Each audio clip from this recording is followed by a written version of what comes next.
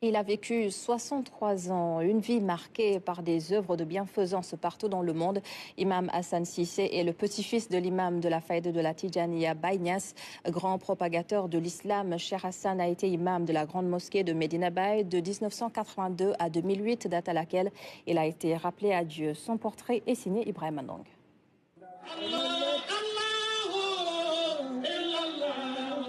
Figure emblématique au parcours digne d'éloge, un gnostique aux vertus avérées, un modèle, un musulman de référence. Imam Hassan Cissé. Né le 4 décembre 1945 à Kaolack, Imam est un fils de Fatoumata Zahra, fille aînée de Baye Niasse, et de Seydi Aliou Cissé, son premier calife. Il a maîtrisé le Saint-Coran alors qu'il avait seulement 10 ans.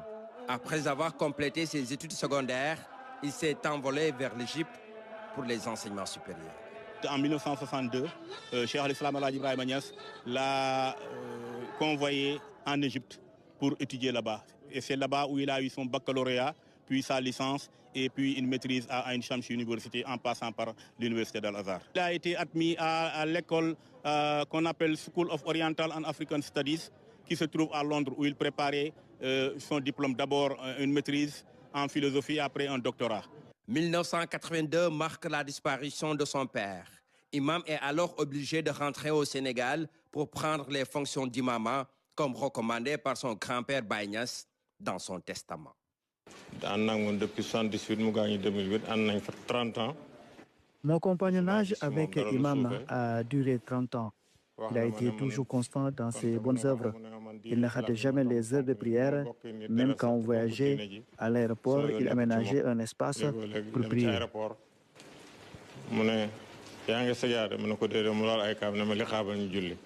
De son vivant, Imam a revivifié l'islam dans toute l'Afrique et partout ailleurs dans le monde. Il a reçu plusieurs distinctions honorifiques, comme les clés des villes de Cleveland, de Washington DC en 1986, où le 16 juin est proclamé journée Cheikh Hassan Cissé.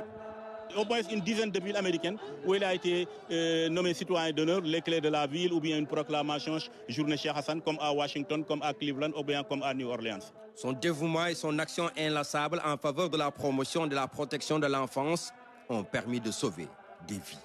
Tout ce qu'il faisait, c'était pour l'homme, le développement de l'homme. Et aussi, il était au service de sa communauté.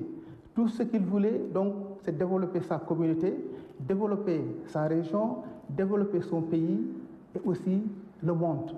Et c'est dans ce cadre de ce souci d'aider qu'il a créé l'Institut islamique africain-américain, une ONG d'obédience islamique qui s'occupe de l'amélioration des conditions de vie des populations. C'était une ONG internationale reconnue par le système des Nations Unies. Ces initiatives sociales et humanitaires montrent à souhait qu'il dédie sa vie à la cause de l'humanité.